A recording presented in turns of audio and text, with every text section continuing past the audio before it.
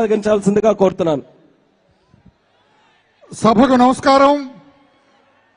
ఈ సభలో 1,00,000 మంది దళిత వర్గాలకు చెందిన జనాంగం ఉన్నారు.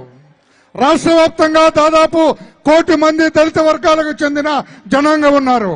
ఆ జనానికి నేను విజ్ఞప్తి చేస్తున్నా, దళిత సోదరులందరికీ విజ్ఞప్తి చేస్తున్నా, మీ బిడ్డగా విజ్ఞప్తి చేస్తున్నా, మీ రక్తం పంచుకొని పుట్టినవాడిగా విజ్ఞప్తి చేస్తున్నా.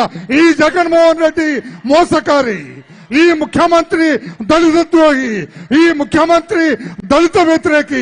ఎన్నికలకు ముందు మనందరినీ భ్రమలో ఉంచి మన మేనమామలని చెప్పి అబద్ధ మాటలు చెప్పి అసత్య మాటలు చెప్పి అసాధ్యపు వాగ్దానాలు చెప్పి మన ఓట్లు దండుకొని అధికారంలోకి వచ్చి మనల్ని ఇనప కోతకు వచ్చిన జగన్మోహన్ రెడ్డిని విస్మరించాలి, అతన్ని త్యజించాలి, అతన్ని వదిలేయాలి.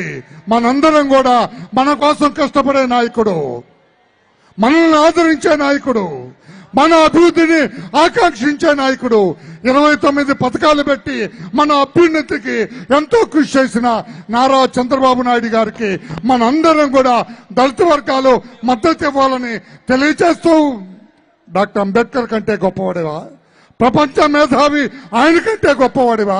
ఆయన పేరు తీసి జగన్మోహన్ రెడ్డి పేరు పెట్టుకున్నప్పుడే రాష్ట్రంలోని దళితులందరూ కూడా అతన్ని ఈసరించుకోవాలి, అతన్ని చీకొట్టాలని తెలియజేస్తూ మీ అందరికీ విజ్ఞప్తి చేస్తున్న దళిత సోదరులారా, తెలుగుదేశం పార్టీని గెలిపిద్దాం, చంద్రబాబు నాయుడు గారి నాయకత్వాన్ని బలపడతాం.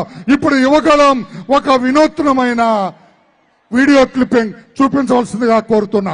యువగళం.